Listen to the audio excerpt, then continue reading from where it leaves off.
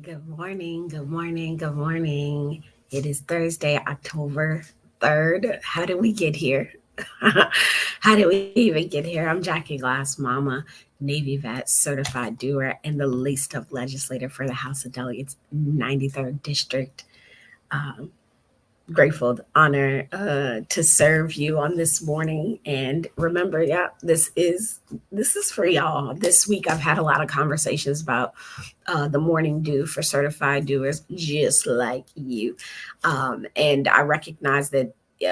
Super grateful. It is more than a gift to be able to take time and be with y'all this morning. Good morning, Zachary. Good morning, Kimmy. Good morning. Good morning. It has been a quite a long week, y'all, and we've got a lot. I guess a lot. I'm not even gonna say I guess a lot.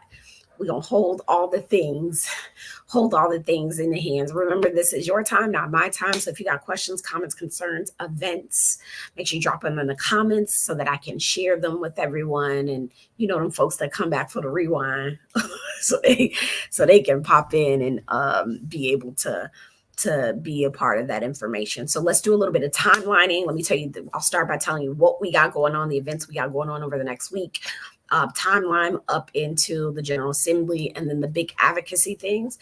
And if we have time, I have something that is really uh, pinching at me that I want to share. I actually want to ask y'all's advice. To be quite honest, I want to ask your advice as I try to be human in the work that I do, but also very intentional. So, number one, next Tuesday we have the couples karaoke. If you haven't seen it on the socials, or you didn't get it in your inbox, it's out there. Next Tuesday, Boss Queens, me versus the Speaker of the House. If you don't understand that, like, that's the person that runs the House. So I'm gonna face off against the pretty much the person that runs the way the House operates, and the head of the room. So we'll see. It should be fun. It should be fun. This is a fundraiser. Y'all know I can't do this like by myself.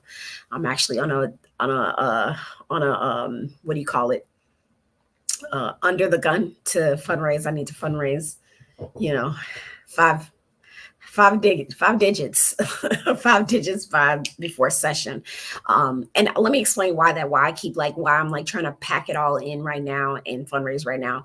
By law, as a legislator, as a politician, when I go up to Richmond in January, as soon as I get gavelled in, we are not allowed to take any funding from anyone, because and I actually, let me ask you, do you think you know why? Why would they say, all right, y'all in session, can't nobody give y'all no money? I would ask, put in the comments if you think you know why they would tell us we can't fundraise no money while we're up working in Richmond. So I'm like packing it in. We will be having a Kicks and Cocktail the end of this month. I want to say on the 29th of October, Kicks and Cocktails at the High Cup. So you know what it is. Wear your favorite kicks. Yes, I don't care if they are dress shoes. I don't care.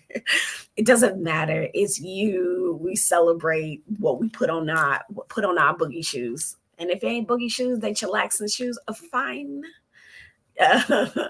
But that's cool. So that's what we do in Kicks and Cocktails the end of the month. And then I will be doing all skeet. I'm gonna be doing some skeet shooting this month too. So y'all can come on and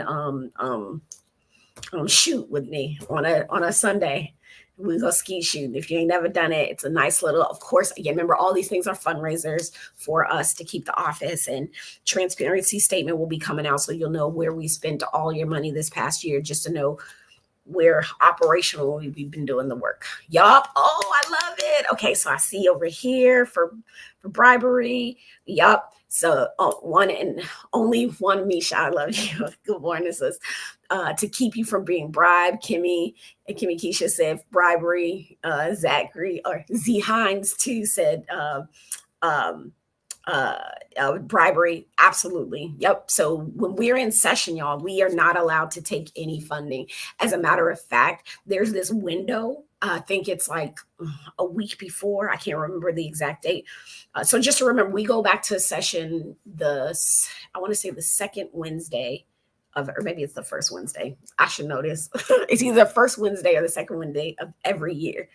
And there's a period by which if we get a large amount of money, like if we get, I think over like $5,000, you have to immediately report it. So we have these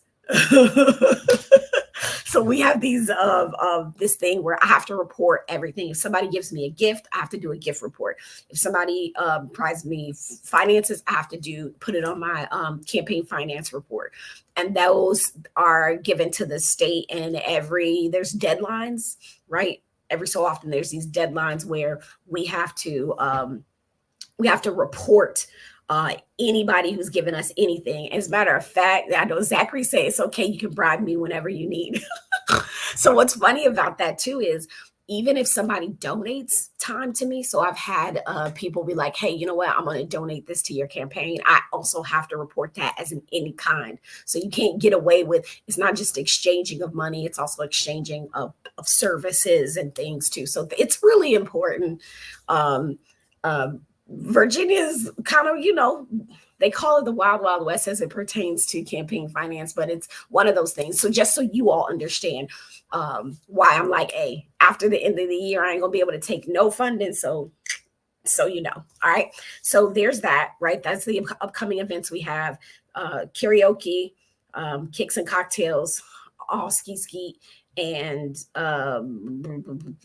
I believe that's it. So I'll probably be sending emails out. So if you get tired of me asking, this is it. This is the part of the year where we just grind it out. I hate doing it, but it's a part of the work. Okay, number 2. So our timeline. Yep, I just talked a little bit about timeline. Yo, I will be having to get myself ready to shift up to the General Assembly. Shift up to the General Assembly next month. I'm sorry, Misha, I see your question. Karaoke is this Tuesday coming up. So Tuesday at 6 p.m. at Boss Queens. I apologize. Tuesday, October 8th. Tuesday, October 8th at 6 p.m. So we are starting promptly. Doors open at 5:30. We are starting promptly at 6 p.m. We got stuff. We got to get moving, yo. All right. So there's that part. Then what else do we got? Timeline. Yes, all of the information can be, not all of the events, the couples karaoke can be found on our link tree. So if you want to show up for that, go to the link tree in the link, or I will actually put it here, link tr.ee/Jackie for Norfolk.com Jackie for Norfolk. And I'll just put it in the chat. Hey, Miss Charlene, good morning.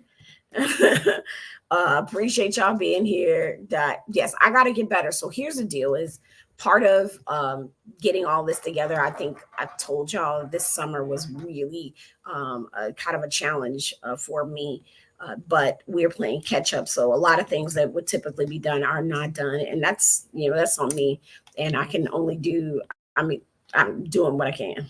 So I'm going to post those for y'all just to be able to. Good morning, Sean. Good morning. Hi. Been dope. Sounds too good. Good morning. Good morning. Good morning. All right. So then there's that. Let me see. I'm making sure I'm not lagging.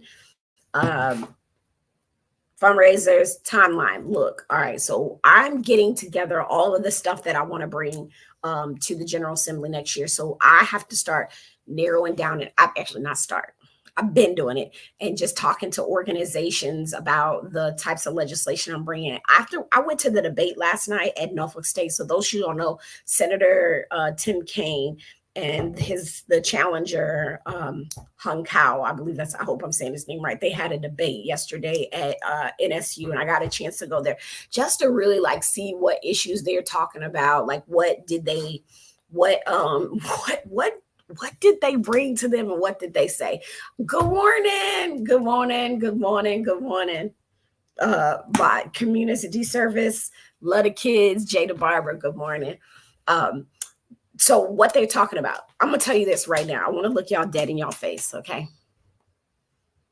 I'll say this, okay? There is nothing extraordinary, no no certain expertise that people have to run for office. And I'm saying this to your face because I believe that a lot of people, y'all sit here and y'all look at me coming here as like this little talking head on Thursdays. And, like I receive the love, I receive the accountability. But there's someone here that probably needs to consider running for office. Okay.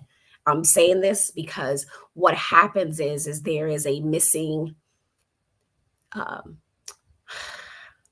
and I want to say this there's something missing sometimes in the kinds of people that are coming to decide to run for office.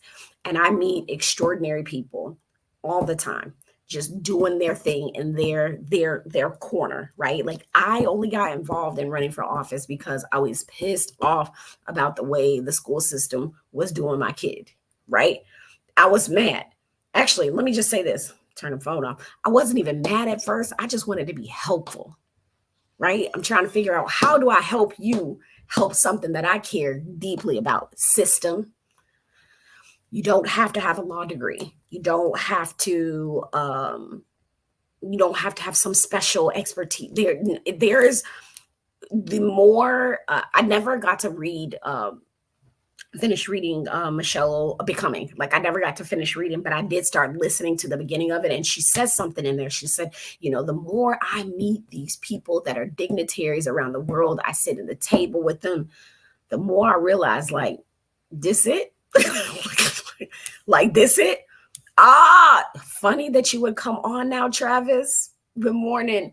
Because I'm saying this. Somebody needs to hear this. You need to consider running for office. It is a privilege, and I recognize that. It is a privilege of time. There is a lot that goes there, but damn if I keep meeting folks that I'm just like, how did you, I'm Deborah Cox in it. How did you get here? Because I just want to know, okay? Look. At that Meek Mill, I just want to know. Please tell me, like, what is this even? Yeah, what is it even? So I'm saying this, please. And if you just want to have a conversation about possibly, maybe you want to join a board, a commission, an authority, those are other ways to be involved in your community to help direct folks to help direct people to be able to make decisions, the politicians and stuff. But I'm here. My ears, eyes, and heart are open, and I'm here to listen. I never saw myself in this position. I fought tooth and nail not to have to run for the position that I am now. Like Daniel got cussed out by my husband. Like, get it together. Like you need to do this. Like get yourself in gear. I don't know why you're playing. So I'm saying this to you because I think there's someone here that needs to hear that, and I want you to know that there's a lot of people that probably need you to do that. All right. That's all I'm going to say about that. Again, if you're here, you got events, you got stuff going on, you got questions, go ahead and drop them in the comments for me, please. And I will do my damnedest to answer those questions. Today, as we roll down, I have a situation where I need y'all's advice. And I'm being real, like, about to talk about something real uncomfortable that I'm dealing with, that I want to take the right steps as I grow as a human being in this work. But I find that this particular thing that I'm dealing with, I don't want to do something reckless, but I feel like sometimes people only understand reckless. Sometimes people only understand reckless, but this is where it is. So I said events, running for office. Didn't think I would be talking about it. Okay, Miss Charlene says it can't be said enough that you must thoroughly vet people you want to run for office before you support them. Yeah, that's real too. I haven't determined a process. So you probably haven't seen me out here like endorsing a lot of people because I haven't figured out what is my process by which I say that this person or a person should have I should endorse their ability to serve their people. Number one, I always say, like, I don't know what your people want, but I understand that there are people who trust my judgment. And so I've been real just trying to learn or establish what my process is for endorsing people. And I'll even ask that to y'all if you want to put it into comments unsolicited. Well, solicited advice for me is that, like, what do you, if I, right, because I'm gonna be selfish, talk about me. If I were to endorse somebody, what would you expect I have done? Right? Because people endorse people they don't even know. Like, and I get it that at some point you got to pick for the endorsing process, you got to pick a horse, right, for your team. Make it a great day. Set your intentions. So that you've got to pick your horse, right? Like, that's a thing. People you gotta choose, you gotta do that. But I also feel in some ways like people are trusting me to, when I say that I approve of this thing, approve of this person, they're trusting that it's good. It's like one time we gave a constituent a resource, right? And it was a real, like, legit resource. And that resource, like, it was on a list of legit resources, and it ripped her off. And that was crazy. And I felt personally responsible because it was my office that gave her that resource. So I take very seriously the things we say and do for and with people. So I definitely want to know. All right. Okay. So what you look for when people endorse. So lastly, let me tell you this. So this is where I'm gonna need your help.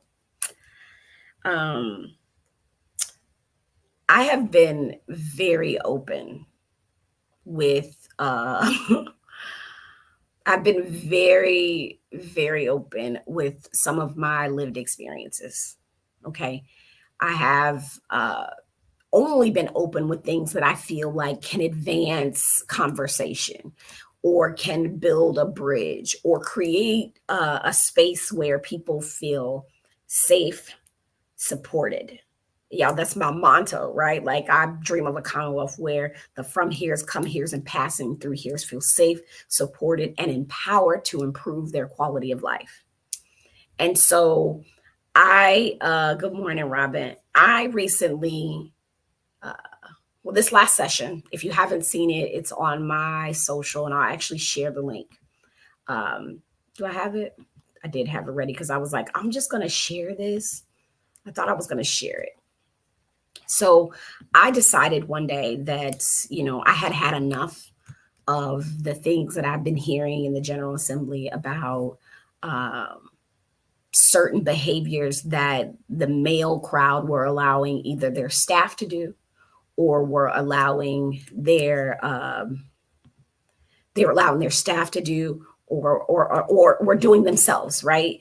The link in that I just posted was a link from, and you can go to my YouTube page or it's on Instagram, where I gave a floor speech talking about holding water for each other, right? Talking about how both men and women know these things happen, and we sit in these spaces and we have to sort of hold water for, like, hold it in, almost as in a protection means for our space and against these other people, right, that create this weirdness between us in these spaces, right? And I'm talking along the lines of harassment, assault, all these things. So I shared how I've had experiences both in the military and I've had experience. I have been sexually assaulted more than once. Let's just put it that way, right? I shared my experience as a means to help understand that I had a friend who a guy friend who I told what happened, and he knew the guy that did it, and the guy that did it apologized to him and said, I'm sorry, I don't remember anything, but, like, I probably did it, but he do, he like, I probably did. That's, which was wild. So that's a link to that. And I talked about what that did to my friend, right? My good friend at the time, Perry, had to hold that for me and had to interface with this. And I don't think it's fair to anyone when people violate our spaces or create a space where we cross gender identities are not able to operate in very social, should be kind, should be uplifting settings, because some people uh want to be stupid, right? Want to be ignorant, want to be power. Yeah, yeah. So there's that. I did that. I have a person that I work with, a colleague. Let's say this. I have a colleague that I've been told on multiple occasions is now going up to women before they hug them and say, I don't know if I should hug you because I don't want to get me too'd. And I coach them from that, like, that is not a reflection of you. That is a reflection of them and their views on these things. But the only reason why it's being said is because we have members that had some issues, right? That had some things come out about them over the summer. Again, I'm getting to what advice I need, I assure you, but I have to lay this groundwork. Well, the other day it happened to me with this person. And my initial response was, inappropriate, right? That's inappropriate. And the person kind of laughed and said it again. And then they looked at the one gentleman that was standing there, because it was very two impressionable young women and a younger, a newer delegate, and giggled and said, she said it's inappropriate. And I said, because it is. Now, instead of like going off, because my initial instinct was going off, that's what I chose to do. But then I talked to the young women afterwards and realized, one of them said, I felt a dagger go through my chest when he said that. And have since sort of had some conversations. But, I feel compelled. I feel compelled to do something. I just don't know what. I've worked on myself a lot, so my initial response feels like it should be violent, right? I've been a little person most of my life, and so in order to assert dominance, the first thing I usually do is assert dominance. But we too grown for that, and I've realized, like, you can't just put your hands on people. This is what we tell young people, like, you can't just do that. Like, even though that's what I feel, I'll tell you, I feel rage. I feel rage, especially because I know I'm a person that has held in my hands when people violate other people, what that does to all the people in that space. And so to say, right, to walk up to women and say, I don't know if I should hug you, I don't want to get me too'd, to me presumes that women are the problem. Yeah, that women are the problem. And this is what I'm dealing with, right? Like, in my workspace, it makes me, and I'm asking, what would you all do? Not in that moment. I'm processing what my next steps would be, and I trust my community. That's why I'm bringing this to the court of public opinion, or public advisement. Let's say that I'm bringing this to you because I'm troubled. And I've felt like for the past couple days, it's been sitting on me. I've had conversations with my trusted agents. And I think the biggest thing that has happened, that people were close to me, they're just like in shock. Why would somebody come up to you and say that? And even the young women were like, why would he say that to you, when knowing how much of an advocate, like, knowing what you've done, right? Knowing what you've said, and how I've not been a person that has been accusatory. I was an advocate. I was a sexual assault victim advocate in the military for most of my career. Did I have cases where the young woman was not being truthful? Yes, I did. Yes, I did. And it was frustrating and disheartening, but I still had to be an advocate, because, like, something is not right, to be doing that. And so I don't know how would, I'm asking your opinion, how you think I should proceed, because I don't know that it's a group conversation, because I feel like maybe it needs to be a group conversation, but I also know that this is not the first, second, third, fourth, or fifth time that this person has chosen to do that. And the the unfortunate thing is that they have influence, they have power, and I feel responsible. That's it. I'm trying to figure out the words, that I feel responsible. I feel responsible to do something. And one and only mom, I said, do you feel comfortable having the conversation with that person? Well, we've done that. we, we've had that conversation, not just me, but just other people have had that conversation. And I feel like um, knowing what I've shared, right? Like honestly, knowing that I'm shared, and I think I even shared maybe last year that the first time, or actually no, did I share that?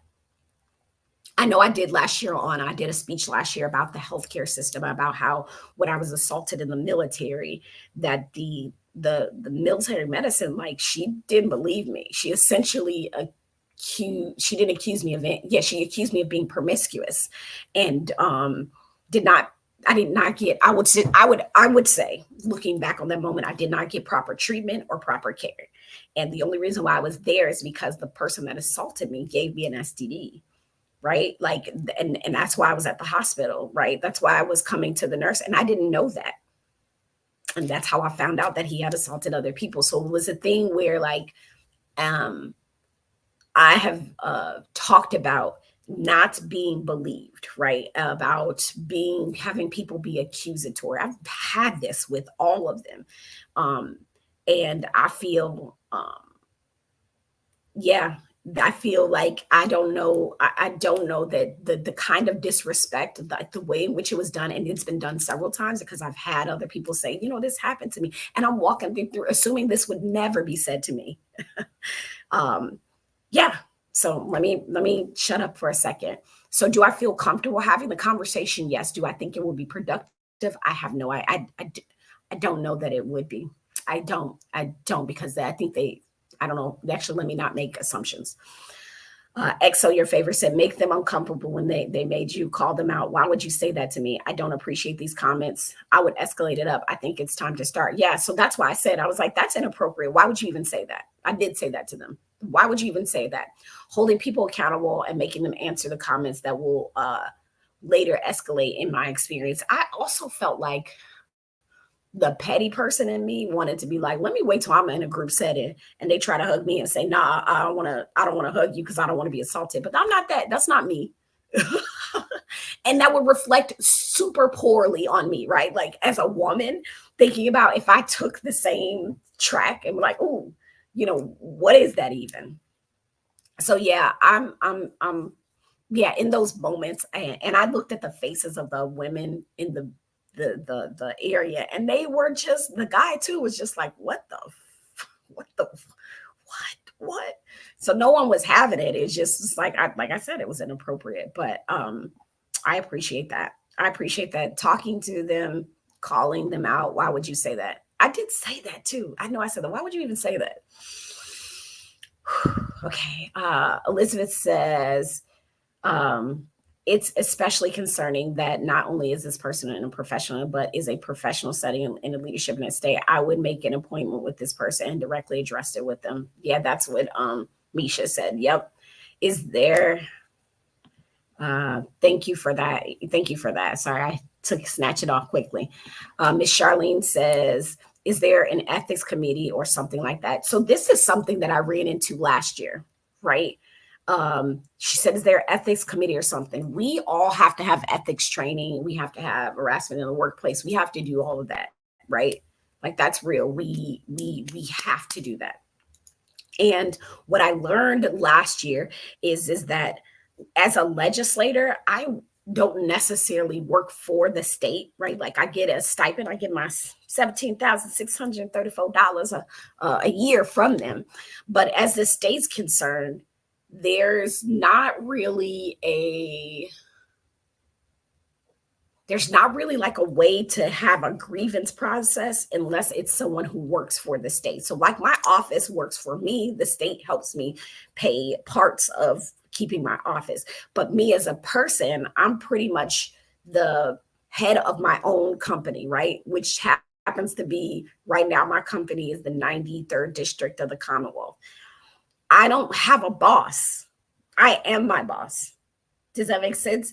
And so, one thing that could be done is like within parties, like within respective parties. I mean, there is definitely most people in that chamber are a super kind, super like amazing. Like this, what happened this weekend, I felt compelled to call my colleagues that are on the other side and about the flooding, right? Because I genuinely care about them. Like as people, I I'm worried about they people because I know what it feels like when somebody in my neighborhood gets shot, right? Like I feel it deeply, so much so times that it's crippling. So when their people are hurting, right, losing all their stuff, I'm gonna make that call to my colleague. I don't care if they sit on the other side out. So there's a lot of cordial conversations, a lot of, quite frankly, respect and healthy dose of between members. But we do have some that just uh, do not contribute to that kind of environment in one way or another. So there's no real ethics committee.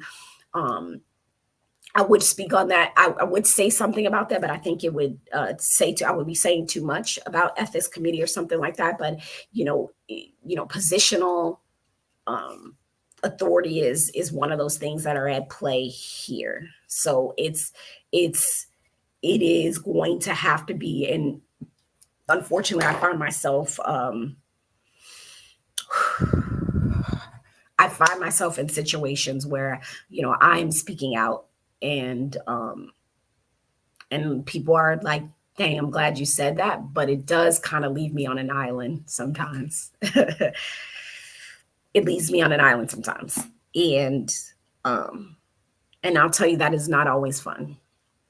It's not always fun, but honored, grateful to have the courage, and I'm just hopeful sometimes that creates something in other people where they have that same level of courage to feel like they can speak up for themselves. So which is why I think I'm taking this situation so deeply personal, because having other young women standing there watching this and feeling this, because we all feel it, right? Because it presumes that we are the problem. Yeah, it's hurtful, it's damning. But what I'm hearing from you all is, do a one-on-one. That's what I'm hearing. Yeah, that's what I'm hearing. Like that I need to sit down, but I just don't know how. I don't know how helpful it would be, just because I've had some interactions that are just. I don't know that it'll change. I think that it will give the boys club something to talk about.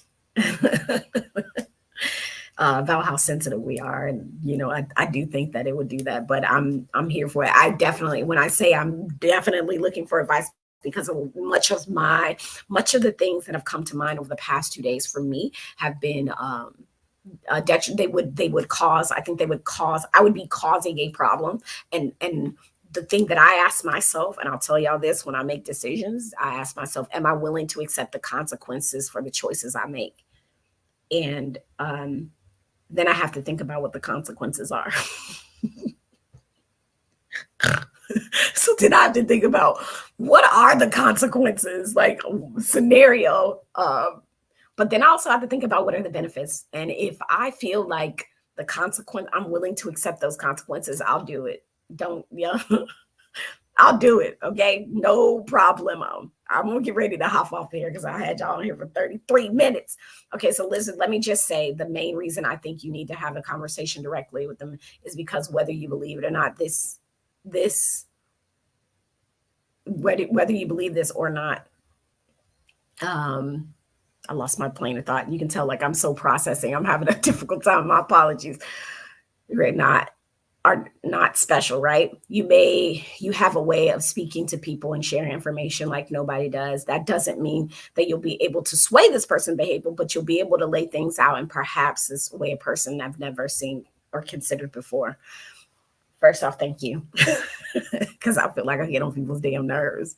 Um, um, One and only Misha, thank you. I do. I want discernment. I want wisdom. One and only Misha says, praying for your wisdom um, and your courage. Yeah, and discernment, please, because I feel violent. If that makes any sense. Robin says, I agree. Schedule a meeting with another person present and directly address the deeply serious problem. Let them know you're addressing them with a witness prior to moving it up higher, because there ain't no moving up higher, girl, for real. Listen to what's said and then fire. This won't be the last time this is done. and he has to understand the consequences. The boys club can be exposed. I'd seen the bullying on the left side in that chamber in public. I can't imagine what happens in private. Yeah, yeah, it's real. It's interesting. I appreciate that. Thank you, Robin. Robin, all the way in Suffolk. I appreciate you. I appreciate you, what you try to do across the 757, right? Like, it's not just in your backyard and everybody's backyard. Elizabeth, I ain't worried about no spell checking. It's me. I'm troubled. Okay. So don't you worry about spell checking nothing. That's not what we're here for. Um, well, I do appreciate your y'all's feedback. I do, and welcome. I will. Uh, I welcome. I welcome it because sometimes uh, when we are in these environments and it's very stuffy, it can be very difficult to navigate what the decision is. Everything has a consequence. And what I get to do and don't get to do is often in other people's hands. I mean, talking about with being participatory on certain things. I feel self-directed. I feel safe. I do feel supported by a community of doers that just that just make it easy for me to be able to come here and have this conversation. Um, but it was on my heart, and I also think we all, no matter whether you're a man or a woman, or excuse me, no matter what your gender identity is. Let me say that because I was about to go off into all of that, and I'm still learning how to check my language. Um, no matter no matter who you are, excuse me, I do believe that we all have these situations where we're trying to figure out what's the best way to proceed, especially in professional environments, right? That we get challenged by another person's language or behaviors, and you're trying to negotiate what your next step is. That's not just within the chamber, right? That's sometimes with community partners, that's sometimes with neighborhoods that I'm dealing with. It is um, it is real, right? There are some leaders, some neighborhoods where I'm just like, okay, how are we going to deal with this? Or constituents tell me, hey, I went to this person who has the ability to do XYZ, and this is what they said to me. This is how they said it to me. You know what I'm saying? So like, this is not just a Jackie thing. I'm thinking about how we serve and be of service to each other while holding our space, while holding on to the kinds of spaces where we all can feel participatory, where we all can feel safe, supported, and empowered to speak up and improve our quality. Like, for real. Like, those are not just words. That's for real. And no, I want you to know, and I don't know, so I need to, like, I struggle too. I struggle with my words. I struggle with with my actions. Like, are you gonna be a petulant child today, Jackie? No, I don't want to be a petulant child. Be a grown up. And what is that even? We just old kids. So I know that I'm not the only one that struggles, and I thank you all for your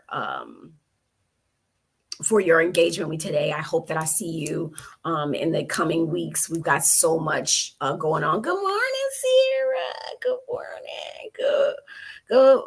Good morning, Mars. Yeah, engagement is also letter writing. I feel like a ghost. Oh yeah.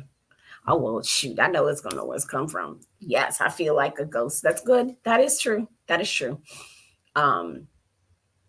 Yeah, we got to do better, and we got to do better for and with each other. So I'm going to do that.